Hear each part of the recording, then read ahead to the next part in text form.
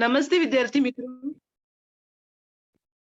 मैं प्रणया प्रवीण पाटिल मानिकलाल हिंदी माध्यमिक स्कूल से आपको आज इतिहास विषय पढ़ाने के लिए यहाँ पर उपस्थित हुई हूँ।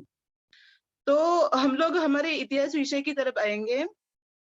हमारे इतिहास का जो है टॉपिक है या जो घटक है वो है हमारा 5वां लेसन, शिक्षा की विकास यात्रा। बच्चों, हम लोग अभी इतिहास विषय जब पढ़ रहे हैं 9th क्लास में, तो आप लोगों ने ये देखा होगा कि हम लोगों ने भारत स्वतंत्र हो जाने के बाद का जो इतिहास है वो पढ़ना शुरू किया है 9वीं क्लास में आने के बाद। जैसे कि पहला तो हमारा इतिहास के साधन है, लेकिन दूसरा, तीसरा और चौथा जो लेसन हम लोगों ने पढ़ा है उसमें हम लोगों ने भारत स्वतंत्र हो जाने के बाद की जो जो प्रमुख घटनाएं घटित हुई है उसका अध्ययन किया है। यानी कि भारत स्वतंत्र हो जाने के बाद हम स्टेप बाय स्टेप कैसे विकास की ओर आते गए हैं इसके बारे में हम लोगों ने अध्ययन किया है। उसमें हम लोगों ने 1960 के बाद के इतिहास की प्रमुख घटनाएं, 70 के बाद जो जो घटनाएं घटित हुई उसके बारे में पढ़ाई की। उसमें जो है भारत को जब स्वतंत्र हुआ उसके बाद कौन कौन से आर्थिक प्रॉब्लम्स आए या फिर कुछ सामाजिक ऐसी समस्या उत्पन्न हुई, उससे निपट करके भारत स्टेप बाय स्टेप कैसे विकसित होता गया इसके बारे में हम लोगों ने जानकारी प्राप्त की है। आर्थिक विकास जो है हम लोगों ने चौथा लेसन देखा है, उसमें भी भारत ने कैसे पंचवार्षिक योजनाओं का स्वीकार किया, 20 सूत्री कार्यक्रमों का स्वीकार किया और आर्थिक क्षेत्र में किस तरीके से भारत विकसित होता गया इसके बारे में हम लोगों ने जानकारी प्राप्त की। और भारत को विकास की तरफ लेकर जाने वाला सबसे इम्पोर्टेंट जो पहलू घटक है शिक्षा। शिक्षा के बारे में हम लोग इस पाठ में अध्ययन करने वाले हैं कि भारत को शिक्षा के क्षेत्र में जब भारत स्वतंत्र हो गया उस समय से आज तक शिक्षा का कैसे विकास हुआ, धीरे धीरे कैसे शिक्षा की प्रगति होती गई शिक्षा क्षेत्र में, इसके बारे में हम लोग इस पाठ में देखने वाले। अगर आपने मतलब आपको ऐसा भारत स्वतंत्र हो जाने के बाद शिक्षा प्रणाली कैसी थी इसके बारे में अगर आपको थोड़ा सा अंदाजा होगा तो आपके दिमाग में देखो आता होगा कि पहले ब्लैक एंड व्हाइट जमाने में एक टीचर थे जो ब्लैक कोट पहन करके, धोती पहन करके ऐसे सभी बच्चों को लेकर के अकेले एक टीचर पढ़ाते थे। तो ये जो था उस समय में शिक्षा की प्रणाली, उसमें परिवर्तन अगर हम देखेंगे तो आज की सिचुएशन देखो कि आज कोरोना का समय है फिर भी हम लोग पढ़ रहे हैं, हमारी शिक्षा बंद नहीं हुई है। वो स्मार्टफोन के माध्यम से या वर्चुअल क्लास के माध्यम से ऑनलाइन टीचिंग हम लोग आज कर रहे हैं, तो ये कहीं ना कहीं विकास हुआ है। तो उस समय से लेकर के ये अभी की जो शिक्षा का जो हमारा ये प्रवास है तब तक जो भी हमारा विकास होता गया इसके बारे में हम लोग इस पाठ में अभी देखने वाले हैं, भारत की विकास यात्रा। ठीक है, इतना तो आपको समझ में आया होगा कि हमें इस पाठ में क्या देखना है। हम इस पाठ में शिक्षा के क्षेत्र में जो जो परिवर्तन होते गए कैसे, मतलब भारत स्वतंत्र हो गया 15 अगस्त 1947 को, तो उसके बाद शिक्षा क्षेत्र में कैसे कौन कौन से परिवर्तन हुए, कौन कौन सी शिक्षा की प्रणालियां अपनाई और आज के डेट तक हम लोगों ने शिक्षा का विकास कैसे किया, इसके बारे में हम लोग अभी आप मतलब पढ़ने वाले हैं। तो देखो, शिक्षा को जो है ना, पहले तो जब गवर्नमेंट ने पहली बार जब जनगणना की गई तो उस समय में शिक्षा के क्षेत्र में जो शिक्षा की समस्या कितनी जटिल और गंभीर है ये समझ में आया प्रथम जनगणना में। जैसे कि वर्ष 1991 में भारत की प्रथम जनगणना हुई और उस समय में जो साक्षरता का प्रमाण था, साक्षरता का परिमाण जो था वह 17% था, मतलब बहुत ही कम था। कुछ गिने चुने लोग जो थे वही सिर्फ पढ़े लिखे थे। और यह परिणाम जो है वो बढ़ाना एक बहुत बड़ी चुनौती थी गवर्नमेंट के सामने। लेकिन कुछ गवर्नमेंट ने ऐसे योजनाएं बनाई, कुछ प्रणालियों का स्वीकार किया कि जैसे धीरे धीरे साक्षरता का जो प्रमाण है वो धीरे धीरे बढ़ता गया। भारत का साक्षरता का प्रमाण जब अगर हम लोग देखते हैं तो देखो, जनगणना वर्ष जो है 1971 में साक्षरता का प्रमाण था 34%, तो वही प्रमाण बढ़कर के 1981 में हुआ 43%। वही आगे जाकर के 1991 में जो है 52% यह परिणाम हुआ दिखाई देता है। मतलब स्टेप बाय स्टेप जो है वो साक्षरता कैसे हो रही है, बढ़ रही है। 2001 में अगर आप देखोगे तो 64% जो है साक्षरता बढ़ गई। 2011 में अगर देखेंगे तो 74% साक्षरता बढ़ी। इसके बाद जो जनगणना होने वाली थी वो थी 2021 में। मतलब अभी के ये साल में जनगणना होती थी, लेकिन अभी कोरोना का समय चल रहा है। लेकिन अगर हम लोग देखेंगे ना 2021 में साक्षरता का जो परिणाम था शायद 94-5% रहेगा, क्योंकि आज हम लोग शिक्षा के प्रति बहुत जागरूक हो गए हैं। गवर्नमेंट बहुत सारे ऐसी सुविधा ये योजनाएं बना रहा है कि हर एक बच्चा जो है स्कूल में जाए।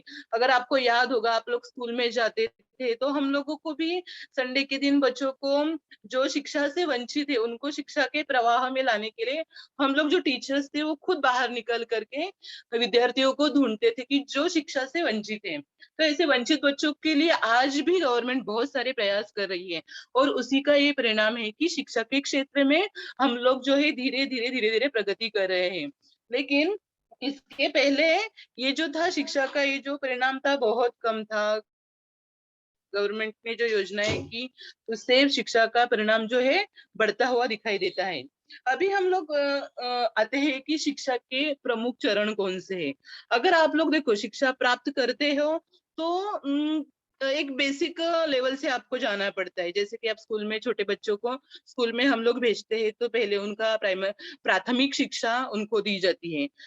उसके बाद हम लोग उनको माध्यमिक शिक्षा देते हैं, और उसके बाद उच्च शिक्षा देने के बाद जो है हम लोग सुशिक्षित होकर के बाहर निकलते हैं जॉब पाने के लिए। क्योंकि ये जो हमारा है गवर्नमेंट ने जो शिक्षा का जो ये बनाया है उसमें ये 3 चरणों से गुजरना पड़ता है विद्यार्थियों को। पहला है प्राथमिक शिक्षा, दूसरा है माध्यमिक शिक्षा, और तीसरा है उच्च शिक्षा। ये तीनों चरणों से गुजर करके हम लोग एक सुशिक्षित इंसान बनते हैं। तो हम लोग इन्हीं तीनों तीनों चरणों के बारे में जो है स्टेप से जानकारी प्राप्त करेंगे। सर मेरी आवाज जा रही होगी ना बच्चों को? जी हाँ मिस, जी हाँ तो ठीक है। मिस. Hello miss. मिस, हाँ सर मोबाईल बोलिए ना। आडवा पकडा ना, म्हणजे तुमची पीपीटी आणखी क्लिअर दिसेल. तो सर ये थोड़ी ब्लरच वाटते हैं।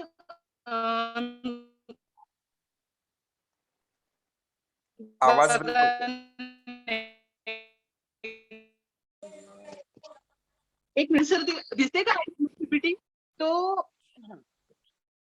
तो अभी हम लोग प्राथमिक शिक्षा जो है उसके बारे में बात करेंगे। प्राथमिक शिक्षा क्या? तो 6 से 14 आयु वर्ष वाले बच्चों को जो शिक्षा दी जाती है उसे हम लोग प्राथमिक शिक्षा कहते हैं। प्राथमिक शिक्षा एक बहुत ही इम्पोर्टेंट ऐसा पहलू है हमारे जीवन में छोटे बच्चों की इसमें। तो क्योंकि 6 से 14 वर्ष आयु वाले विद्यार्थियों को हम लोग जो शिक्षा प्रदान करते हैं उसको हम लोग प्राथमिक शिक्षा कहते हैं। और वर्ष 1988 में केंद्र सरकार ने प्राथमिक शिक्षा का प्रचार और प्रसार करना तथा शैक्षणिक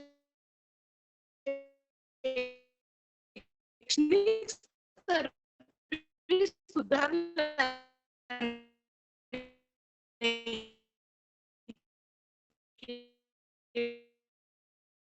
लिए खड़िया श्यामपट नाम की योजना का प्रारंभ किया। भारत स्वतंत्र हो जाने के बाद में जो भी ये हुआ, हम लोग शिक्षा के क्षेत्र में प्रगति कर रहे हैं।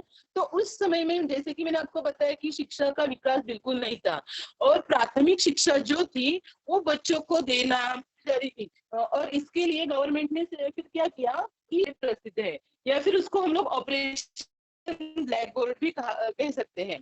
ये खड़िया बहुत ज्यादा फायदा हो गया कि लोग हो गए कि लोगों को मतलब पहले के जमाने में बच्चों को स्कूल में भेजने से अच्छा वो घर के काम में हाथ बटाई ये ज्यादा इम्पोर्टेंट लगता था।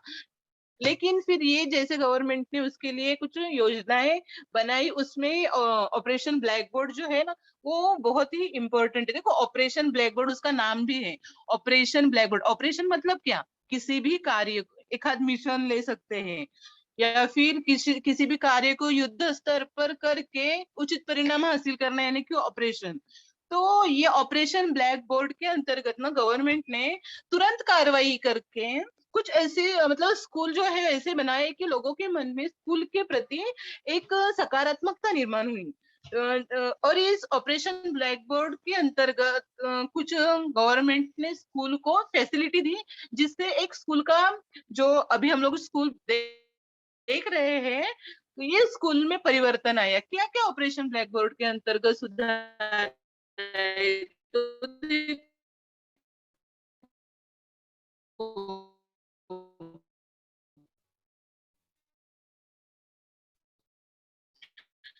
ऑपरेशन ब्लैक बोर्ड के अंतर्गत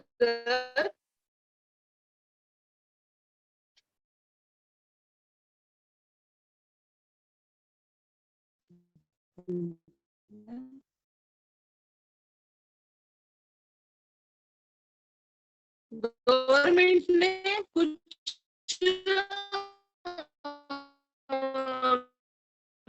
फैसिलिटी स्कूल को दी।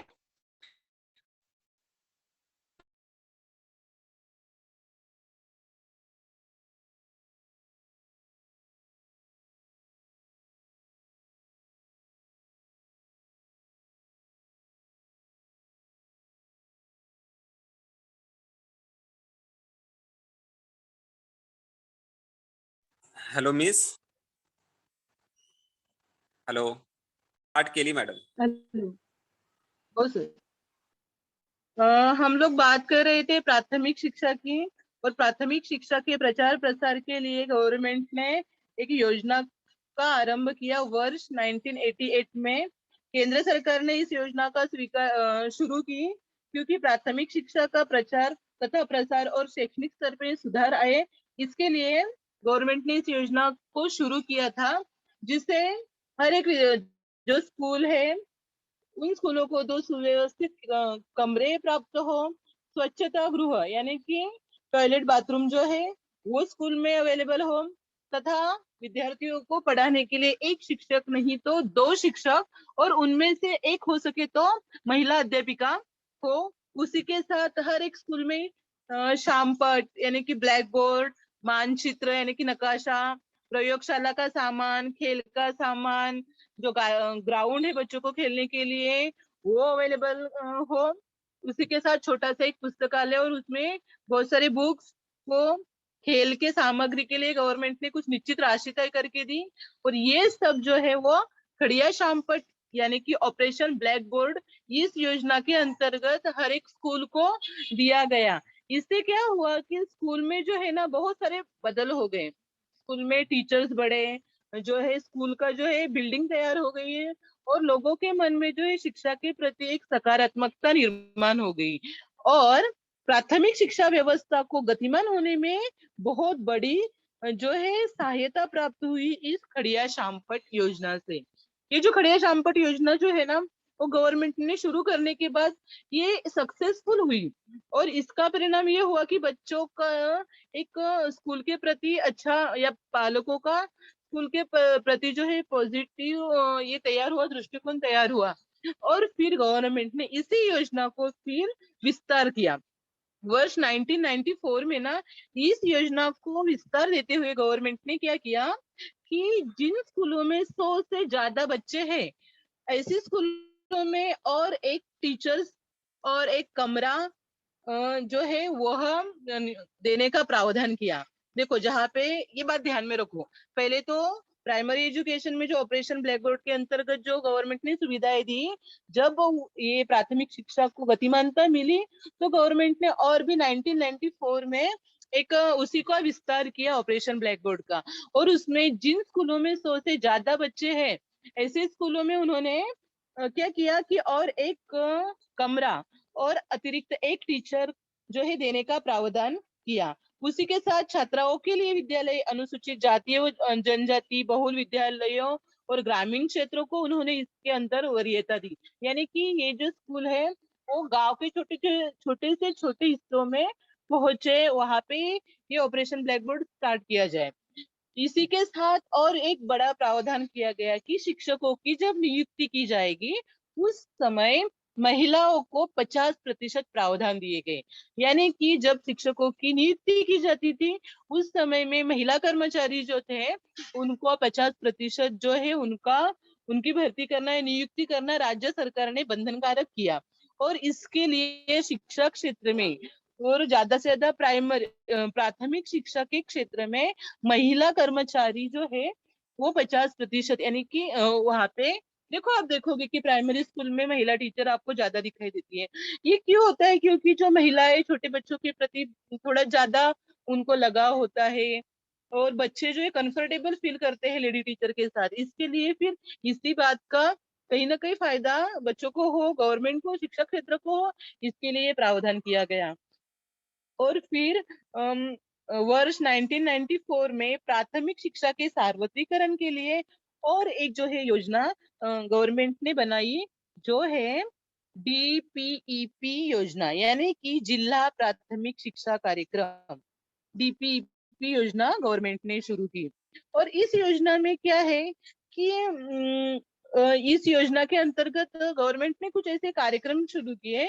उन कार्यक्रमों के अंतर्गत विद्यार्थियों की जो उपस्थिति है वो 100% बनी रहे, 100% जो है उपस्थिति विद्यार्थियों की हो। और विद्यार्थिनियों का जो रिसाव होता है, यानी कि उस समय में भारत स्वतंत्र हो जाने के बाद के कुछ समय 10-15 साल के बाद भी एक मेंटेलिटी थी कि कुछ पर्टिकुलर एज के बाद लड़कियों की शादी कर दी जाती थी, उनका जो शिक्षा रोक दी जाती है क्योंकि पढ़ के लिख के क्या होगा ना, लड़कियों को क्यों पढ़ाना है, ये कहीं ना कहीं मेंटेलिटी थी। तो इसमें परिवर्तन लाने के लिए ये जो डीपीपी योजना के अंतर्गत ये उपक्रम जो है महाराष्ट्र सरकार ने 7 राज्यों में शुरू किया था, जिन्होंने 100% उपस्थिति, विद्यार्थियों को होने वाले रिसाव को रोकना, लड़कियों की पढ़ाई लिखाई, दिव्यांगों की शिक्षा, प्राथमिक शिक्षा पर अनुसंधान और मूल्यांकन, वैकल्पिक शिक्षा, सामाजिक जागृति आदि उपक्रमों का इसमें समावेश था। कौन कौन से उपक्रम थे? तो 100% विद्यार्थियों की उपस्थिति हो। इसके लिए गवर्नमेंट ने और भी कुछ उपाय योजे कि 100% जिनकी उपस्थिति होगी उनको कुछ भत्ता देना। मतलब ऐसे विद्यार्थी जो है शिक्षा के प्रति जागरूक हो, इसके लिए उन्होंने ये उपाय किए थे। विद्यार्थिनियां जो है उनका रिसाव रोकना, लड़कियों की पढ़ाई लिखाई के लिए उनको प्रोत्साहित करना, उनके पेरेंट्स को प्रोत्साहित करना, दिव्यांगों की शिक्षा, यानी कि दिव्यांग आप लोग समझते होंगे कि जिनको हाथ से, पैर से या दिमाग से जो विकलांग है, ऐसे बच्चों को देखो पेरेंट्स कहीं ना कहीं उदासीन होते हैं कि ये बच्चे पढ़ लिख करके क्या करेंगे। तो ये मानसिकता बदलने के लिए डीपीपी इस कार्यक्रम के अंतर्गत गवर्नमेंट ने कुछ उपाय योजना की है। तो मैं यहाँ पे उनके जो ये कार्यक्रम बता रही हूँ, उसी के साथ साथ जो ये प्राथमिक शिक्षा है उसके ऊपर अनुसंधान और उसका मूल्यांकन करने के लिए कुछ कार्यक्रम उन्होंने किए। समाज में प्राथमिक शिक्षा के लिए या शिक्षा के लिए जागृति हो, इसके लिए गवर्नमेंट ने कुछ उपाय योजना की। और एक आपको बात बता दूं कि जब भाषावर प्रांतों की रचना की गई, जैसे कि आप लोगों ने पहले वाले लेसन में देखा है कि भारत के अंतर्गत कुछ समस्याओं में आप लोगों ने देखा है कि कुछ ऐसे प्रदेश थे जिन प्रदेशों को उन्होंने खुद स्वतंत्र राष्ट्र की मांग की थी। आसाम, मणिपुर, मेघालय, ऐसे कुछ राष्ट्र थे जिन्होंने स्वतंत्र ऐसे राष्ट्र की मांग की थी। लेकिन इंदिरा गांधी जी के नेतृत्व में उनको स्वतंत्र राज्यों का दर्जा दिया गया भारत, स्वतंत्र भारत में। तो ऐसे ही भारत का जो प्रशासन है वो सुव्यवस्थित रूप से चले, इसके लिए क्या किया कि भारत का जो है ना छोटे छोटे राज्य भाषावार प्रांतों की रचना की गई। जहां पर ज्यादा मराठी बोली, सॉरी, जहाँ पे ज्यादा गुजराती बोली जाती है वो हो गया गुजरात राज्य, जहाँ पर तमिल ज्यादा बोली जाती है वो हो गया तमिलनाडु राज्य, और जहाँ पर मराठी ज्यादा बोली जाती है वो हो गया महाराष्ट्र। यानी कि भाषावार प्रांतों की रचना की। आप लोगों को पता होगा कि 1 मई 1960 में महाराष्ट्र राज्य की स्थापना की। देखो 1 मई को छुट्टियां होती है, उस दिन महिला ये महाराष्ट्र दिन और कामगार दिन मनाते हैं। इसी उपलक्ष्य में मनाते हैं कि 1 मई 1960 में महाराष्ट्र राज्य की स्थापना हुई। जब महाराष्ट्र राज्य की स्थापना हो गई तो महाराष्ट्र राज्य सरकार जो था उस समय में उन्होंने एक निर्णय लिया कि पहली से 7वीं कक्षा तक एक ही समान पाठ्यक्रम होगा। मतलब पूरे महाराष्ट्र राज्य में एक ही पाठ्यक्रम होगा। पहली क्लास में जो लेसन पढ़ेंगे पूरे महाराष्ट्र में एक ही लेसन, पहला लेसन वही होगा तो 10वां वही होगा। मतलब एक समान जो पाठ्यक्रम है पूरे की पूरे राज्य में होगा। यह जो है, यह राज्य सरकार ने क्या किया, ये नियम बनाया। और फिर ये जो उसका सिलेबस था या इस पाठ्यक्रम का जो मसौदा था वो तैयार करने का कार्य जो है मुंबई के एसटी कॉलेज के जो प्राचार्य थे सईद रऊफ, उनको इस पाठ्यक्रम का मसौदा तैयार करने का कार्य सौंपा गया। ठीक है, तो मैं समझती हूँ कि आपको यहाँ तक समझ में आया होगा प्राथमिक शिक्षा के बारे में। देखो, प्राथमिक शिक्षा का और भी एक है कि 1995 में विद्यार्थियों का उचित भरण पोषण हो, इसके लिए वर्ष 1995 में मध्याह्न भोजन योजना का प्रारंभ किया गया। यानी कि मिड डे मील का जो भोजन मिलता है हमें। देखो, हम लोग स्कूल शुरू थे तो आप लोगों ने उसका फायदा उठाया होगा। पहली से 8वीं तक के बच्चों को मध्याह्न भोजन दिया जाता है क्योंकि विद्यार्थियों का उचित भरण पोषण हो। कुछ बच्चे टिफिन नहीं लाते, सुबह जल्दी उठना है, पेरेंट्स काम पे जाते हैं, कुछ ना कुछ प्रॉब्लम होते हैं जिनकी वजह से उनको ठीक तरह से पोषण नहीं हो पाता है। तो ये भी कमी ना रहे, इसके लिए गवर्नमेंट ने देखो मध्याह्न भोजन योजना निकाली है, जो आज तक हम लोग उसका फायदा उठाते हैं। कब ये योजना शुरू हो गई थी? 1995 में। ठीक है, तो ये हम लोगों ने प्राथमिक शिक्षा के बारे में जानकारी प्राप्त की। क्या क्या देखा हम लोगों ने प्राथमिक शिक्षा के अंतर्गत? तो पहला तो हम लोगों ने देखा प्राथमिक शिक्षा में, प्राथमिक शिक्षा यानी कि क्या, तो 6 से 14 वर्ष आयु के बच्चों को जो शिक्षा हम लोग देते हैं वो हो गई प्राथमिक शिक्षा।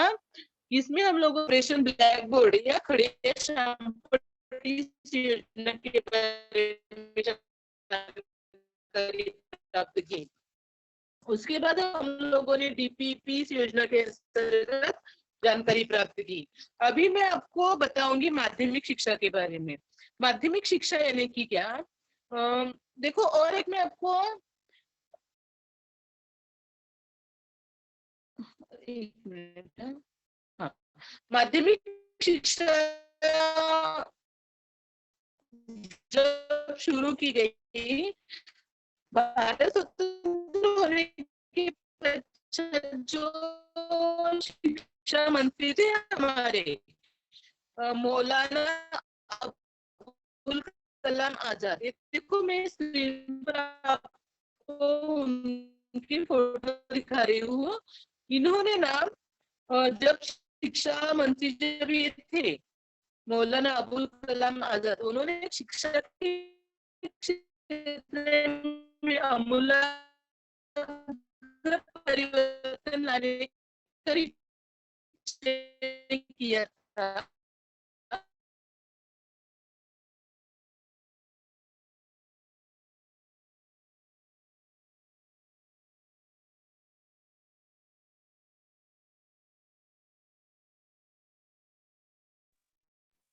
हॅलो माध्यमिक शिक्षा हाँ सर।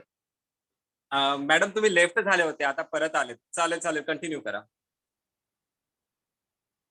तो आप कहते हैं कि माध्यमिक शिक्षा के अंतर्गत हम लोगों ने देखा कि शिक्षा मंत्री जो थे मौलाना अबुल कलाम आजाद, इन्होंने मुदलियार आयोग की ये की थी। लेकिन ये आयोग जो है पूरे देश में कार्यान्वित होना पॉसिबल नहीं हुआ। उसके बाद हम लोग देखेंगे सबसे महत्वपूर्ण आयोग कोठारी आयोग के बारे में। कोठारी आयोग एक बहुत ही महत्वपूर्ण आयोग है जो वर्ष 1965 में डॉक्टर सॉरी 1964 में सन 1964 में भारत के जो केंद्र सरकार ने डॉक्टर दौलत सिंह कोठारी की अध्यक्षता में स्कूली शिक्षा प्रणाली को नया आकार व नई दिशा देने के उद्देश्य से ये इस आयोग का गठन किया था। और इस आयोग को कोठारी आयोग या फिर राष्ट्रीय शिक्षा आयोग भी कहते हैं, इसकी रचना की गई थी। ये कोठारी आयोग एक बहुत ही महत्वपूर्ण आयोग था, जिस आयोग के कामकाज में जेपी नाइक, इनका भी योगदान बहुत ही महत्वपूर्ण है। इस आयोग का सबसे इम्पोर्टेंट जो काम था, इस आयोग ने जो शिक्षा क्षेत्र का जो पैटर्न है ना, वो पैटर्न उन्होंने डिसाइड किया था। 10+2+3 ये जो संरचना है, ये जो संरचना या पैटर्न कहेंगे हम, ये पैटर्न कोठारी आयोग ने हमारे शिक्षा व्यवस्था को दिया है। अब आप कहोगे कि ये 10 + 2 + 3 क्या है? तो मैं आपको बता दूं कि 10 यानी कि हम लोग देखो तो 10वीं में जाकर के हमारी पहली बोर्ड की एग्जाम होती है। तो इस बोर्ड की एग्जाम 10वीं क्लास में हो जाती है, तो ये जो 10 साल है वो 10। उसके बाद हमारी 11वीं 12वीं 2 साल हो जाने के बाद 12वीं में बोर्ड की एग्जाम होती है, वो हो गए 2। और उसके बाद हमारी 13वीं 14वीं 15वीं, ये 3 साल जो है उच्च शिक्षा के, ये उच्च शिक्षा के 3 साल हो जाने के बाद हमारी शिक्षा संपूर्ण हो जाती है। तो वही हो गए 10, मतलब पहली से 10वीं, उसके बाद जो बोर्ड की एग्जाम होती है ये 10 साल, प्लस 11वीं 12वीं के वो 2 साल, और जो हमारी उच्च शिक्षा के है 3 साल, वो 3। तो ये 10 + 2 + 3 समझ, मुझे लगता है कि आप लोगों को समझ में आ रहा होगा। ये जो पैटर्न है हमारा शिक्षा का, ये शिक्षा का पैटर्न हमें कोठारी आयोग ने दिया है। इस आयोग ने और भी बहुत सारी सिफारिशें की है। तो कौन कौन सी सिफारिशें की है वो कोठारी आयोग ने? तो ही शिक्षा ही एक राष्ट्र शिक्षा की एक ही राष्ट्रीय प्रणाली हो, पूरे भारत देश में एक ही राष्ट्रीय प्रणाली हो शिक्षा की। शिक्षा में मातृभाषा, देखो हम लोग शिक्षा जब प्राप्त करते हैं, आप लोगों ने भी 9th 10th में भी आप लोग देख रहे होंगे, आपको पहला आपको जो आपकी मदर टंग है वो पहले लैंग्वेज है हमारी, दूसरी हमारी राष्ट्रीय भाषा, तीसरी हमारी जो है अंतरराष्ट्रीय भाषा इंग्लिश। देखो आप लोगों को मराठी हिंदी इंग्लिश, ये 3 भाषाएं आपको पढ़ाई जाती है। ये कोठारी आयोग की सिफारिश है कि शिक्षा में पहला मातृभाषा, दूसरा राष्ट्रीय भाषा और तीसरा जो है अंतरराष्ट्रीय भाषा सिखाई जाए बच्चों को। तथा शिक्षा जो है समाज के निचले से निचले हिस्से तक पहुंचे और एक क्षेत्र में छोटे से छोटे स्तर पर भी शिक्षा पहुंचे, इसके लिए कोठारी आयोग ने निरंतर शिक्षा, प्रौढ़ शिक्षा, पत्राचार शिक्षा और मुक्त विद्यालय ऐसे उपक्रम उन्होंने सुझाए। मतलब क्या है कि हर एक क्षेत्र में शिक्षा पहुंचे। देखो जब ये कोठारी आयोग आया, तब जो प्रौढ़ लोग थे, जो शिक्षा से वंचित थे, उनको बढ़ाने के लिए भी प्रौढ़ शिक्षा का वर्ग उन्होंने शुरू किया था। जो दूर रहते हैं लोग स्कूल से या फिर विद्यापीठ से, जो गांव साइड में रहते हैं, उनको जो है निरंतर शिक्षा बने रहे या फिर वो पत्र से भी शिक्षा कर सकते हैं, इसके लिए पत्राचार शिक्षा। जैसे कि हम लोग है, जैसे कि मेरा जो है 15वीं के बाद शिक्षा छूट गई, मुझे जॉब करना पड़ा, तो फिर मुझे लगता है कि मुझे पीएचडी करना है या और भी शिक्षा लेनी है, एमए करना है, तो मैं है मुक्त विद्यापीठ से पढ़ाई कर सकती हूँ।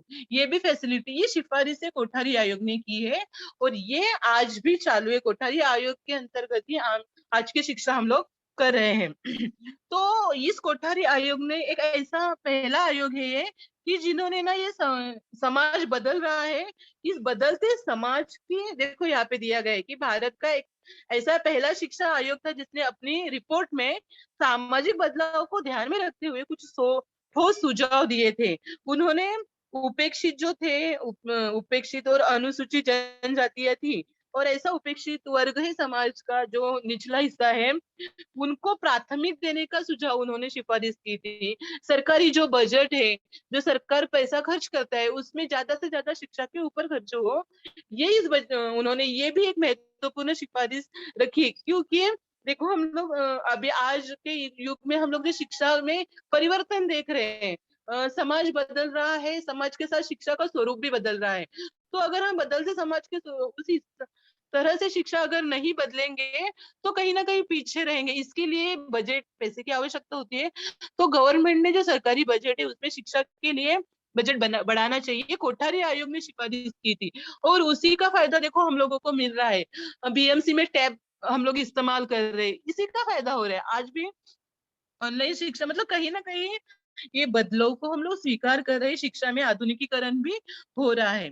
तो महाराष्ट्र राज्य ने 1972 में देखो क्या किया कि इस कोठारी आयोग ने जो शैक्षणिक संरचना की थी उसको स्वीकार करके 10 + 2 + 3, इस पैटर्न का स्वीकार करके 1975 में 10वीं क्लास की जो है प्रथम शालांत परीक्षा ली। ठीक है।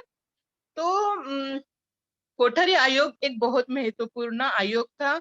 उसमें माध्यमिक शिक्षा के लिए उन्होंने जो कार्य किया है, इसके लिए मैंने आपको यहाँ पर बताया। कोठारी आयोग के जो इम्पोर्टेंट जो ये थे कि शिक्षा की एक ही राष्ट्रीय प्रणाली हो, हिंदी मराठी और मतलब मातृभाषा हिंदी और अंग्रेजी का, इन भाषाओं का समावेश हो। और भी उन्होंने कुछ ऐसे निरंतर शिक्षा, प्रौढ़ शिक्षा ऐसे उपक्रम बताए। सरकारी बजट में शैक्षणिक व्यय को बढ़ाने की सिफारिशें की। और उनका जो पैटर्न था 10+2+3 का, वो उस संरचना को स्वीकार किया गया। ठीक है, यहाँ तक आपको समझ में आ गया होगा। किसी को कुछ प्रॉब्लम है, पूछ सकते हो आप। मुकेश सर। हाँ मिस, अगर किसी भी कोई डाउट हो तो प्लीज रेज हैंड करे बच्चों।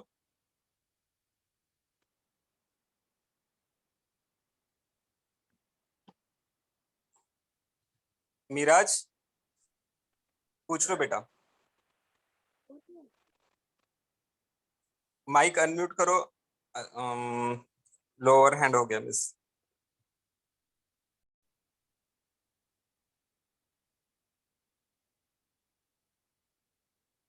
मिस किसी के रेज हैंड नहीं है।